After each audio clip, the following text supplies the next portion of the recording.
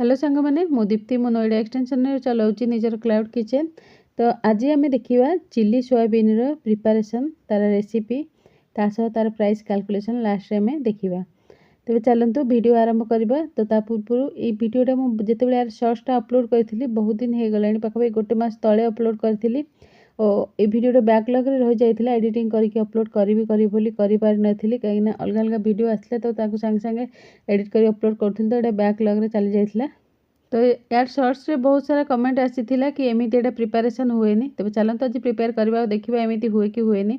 तो ये पानी को गरम कर देती आउ मुझे सोयाबीन को आड कर नहीं पानी गरम हाँ पर आम आड करदे लुण को केवल लुण ही ये आड हम ताकू सॉफ्ट हवा पर्यंत आम कुक कर नवा पाखापाखि 10 ରୁ 15 मिनट एटा कुक हम। आपण फ्लेम को हाई रे रखंतु किसी असुविधा नहीं। आउ एबे देखंतु एठी से कुक हवा भितर मुझे पियाज को आ कैप्सिकम को दीटा को एमती भाव स्क्वायर शेप्रे काटी नौची। तो नॉर्मली चिल्ली रेसिपी एमती स्क्वायर शेप्रे ही एटा कटा हुए। एबे सब जिनस को काटी सारे पर मु सोयाबीन रू पानी को ड्रेन कर नहीं। एबे से आम 2 टेबल स्पून कॉर्नफ्लोर आउ 2 टेबल स्पून मैदा को मिसई नवा आउ गोटे टीस्पून मुझे रेड चिली पाउडर ऐड कर देछि। आपण माने चाहिए एथिरे लाल मिर्च भी ऐड करि परिबे या फिर काश्मीरी लाल मिर्च ऐड करेंगे जहाँ भी आपणकर इच्छा। तो कस्टमर कर टिके तीखा दरकार अधिका थिला तो से लगी मु जानी कि एठी लाल मिर्च पाउडर को ऐड कर देछि ता सेटा कलर भी टिके देई थाए। आउ एबे हाई फ्लेम रे आमे एही सोयाबीन को छाणी नबा। तो आपण माने चाहिए याको सेलो फ्राई भी करि परिबे अल्प तेल देकी तावारे नहले पूरा कम तेल देकी सेमती भी केवल भाजी पारिबे। एटा बहुत एक्चुअली तेल सोक करे मु भी एथिरे एकमत कमेंट आसला कि आपण तेल सोक करूची बहुत सारा। हाँ एटा तेल बहुत ज़्यादा सोक करूची। आपण टिश्यू पेपर भी यूज करंतु। ता छड़ा आपण माने एठी कमेंट करथिले कि एथिरे आपण डायरेक्ट सेटा को छाणुछंती नाइ मुडे डायरेक्ट छाणीनी मु सेथिरे कॉर्नफ्लोर और मैदा ऐड करिछि किंतु सेटा जणा पडुनी। तो जना न पड़े से बहुत सारा कमेंट आसला कि एमती चिली सोयाबीन बनेनी। तो आपण मैंने एबे कहतु एमती बने कि नहीं। तो आपको आम एबे काढ़ी नबा एथिरु काढ़ीबा परे आम तार सॉस रा प्रिपरेशन स्टार्ट करदेबा। सॉस रा प्रिपरेशन पाई मु एठी गोटे टेबल स्पून ऑयल ऐड कर देछि रिफाइंड ऑयल पूरा कड़ाई पूरा गरम हबो तापरे आपण तेल को ऐड करिवे नहले कड़ाई रे चिपकिबो सब जिंस। आउ एठी मु 7 ରୁ 8 कला रसुण आ गोटे इंच अदा दीटा को काटिकी रखी थी ताको ऐड कर देछि 2 मिनट तक आम फ्राए करदबा हाई फ्लेम रे। तापरे आम कैप्सिकम आ प्याज दीटा को ऐड करबा दीटा सब तक कुक आमर हाई फ्लेम रे ही हबो। आपण माने फ्लेम को लो करंतुनी 2 मिनट आको एमिति आम चलेबा 2 मिनट भितर एटा सॉफ्ट हो जिवो। कैप्सिकम गोटे गोटे टिके मोटा थाए ता पय टिके अधिक टाइम लागे तो सेमिति कैप्सिकम थिले आपण टिके कैप्सिकम को आगो ऐड करंतु। आ एठी मु गोटे table spoon tomato sauce add कर देछि गोटे टेबल स्पून मु एठी सेजवान चटनी ऐड कर देछि टोटली ऑप्शनल आपण चाहिले यूज करिवे नहले नाही।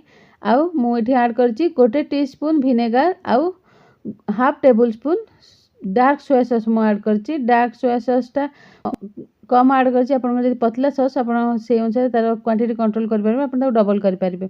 आउ एठी मु ऐड कर देछि रेड चिली सॉस मु गोटे टेबल स्पून ऐड करछि।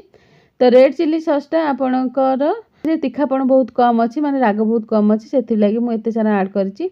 आउ एबे मु एठी गोटे टीस्पून कॉर्नफ्लोर रे मु पानी ठंडा पानी ऐड कर देथिली ताको भलो भाव फेंटी नै कि एथिरे मु ऐड कर देथिली ताको एथिरे ऐड कर देछि। आ तासो अल्प टिके मोटा लागिले सेटा मते तो अल्प टिके पानी ऐड कर देली। एबे छाणी रखिथिबा सोयाबीन को हम एथिरे ऐड कर नबा आ ताको भलो भाव रे 2 मिनिट पय मिसै नबा। एबे हमर चिली सोयाबीन रेडी हो गला। चिली सोयाबीन टा मत लगे टिके बहुत इजी रेसिपी कहीं मसला फसला कसिया को पड़ेनी। तेज चलतु देखा यार प्राइस कैलकुलेशन केते कौन ए खर्च होते टंकार एटा को सेल करुँची।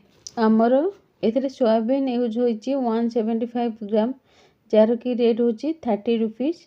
अनियन आमर यूज हो गोटे बड़ साइज अनियन तो तार रेट पाखापाखि 3 टका आसो। गार्लिक रेट बर्तमान टी अधिका अच्छे तो गार्लिकटा मोर 10 टका पाखापाखि मुझे गोटे बुदा गार्लिक। तो कैप्सिकमटा गोटे बड़ साइज कैप्सिकम यूज हम तार रेट मु 5 टका नहीं।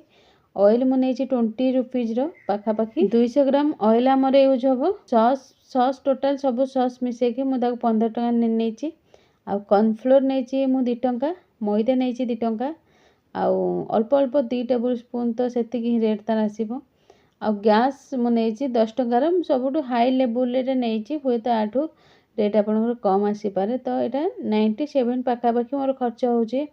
ଆଉ ମୋର ଏଇ ପ୍ଲେଟ୍ର ଦାମ୍ 130, ମତଲବ 130 ଟଙ୍କା ମୁଁ ଏଥିରେ ଆକୁ ସେଲ୍ କରୁଛି। ତ ପାଖାପାଖି ଗୋଟେ ପ୍ଲେଟ୍ରେ 33 ଟଙ୍କା ପାଖାପାଖି ମୋର ପ୍ରଫିଟ୍ ଆସୁଛି। ଆଉ ଟିକେ ଅଧିକା ପ୍ରଫିଟ୍ ଆସିବ, କାହିଁକିନା ଏଇଟା ମୁଁ ପ୍ୟାକେଟ୍ ବାଲା ସୋୟାବିନ୍ ୟୁଜ୍ କରିଥିଲି। ତ ତା'ର ସେଇଟା ଥିଲା 60 ଟଙ୍କା ପ୍ୟାକେଟ୍ଟା ମୋର ଥିଲା ରେଟ୍, ତା'ର 250 ଗ୍ରାମର ସେ ଥିଲା। ଆଉ ଆପଣମାନେ ଯଦି ଲୋକାଲ୍ ବାଲା ୟୁଜ୍ କରିବେ ପାଖାପାଖି ସୋୟାବିନ୍ ଆପଣଙ୍କର 10 ଟଙ୍କାରୁ 15 ଟଙ୍କା ଭିତରେ ହିଁ ଲାଗିବ। ତ ଏଇଟା ଥିଲା ସୋୟାବିନ୍ର ପ୍ରାଇସ୍ କାଲକୁଲେସନ୍। ଆଶା କରୁଛି ଭିଡ଼ିଓ ଆପଣଙ୍କୁ ନିଶ୍ଚିତ ପସନ୍ଦ ଆସିଥିବ। ଭିଡ଼ିଓ ପସନ୍ଦ ଆସିଲେ ଭିଡ଼ିଓକୁ ଲାଇକ୍ ଆଉ ସେୟାର କରନ୍ତୁ। ତା ସହ ଏମିତି ଭିଡ଼ିଓ ଆଗକୁ ଦେଖିବାକୁ ଚାହୁଁଥିଲେ କମେଣ୍ଟ କରି ନିଶ୍ଚିତ ଭାବେ ଜଣାନ୍ତୁ। ମୁଁ ଆଗକୁ ଏମିତି ଭିଡ଼ିଓ ଆପଣଙ୍କ ପାଇଁ ନିଶ୍ଚିତ ଭାବେ ନେଇ ଆସିବି। ଆଜି ପାଇଁ ଭିଡ଼ିଓରେ ଏତିକି, ରହୁଛି। ନମସ୍କାର, ଜୟ ଜଗନ୍ନାଥ।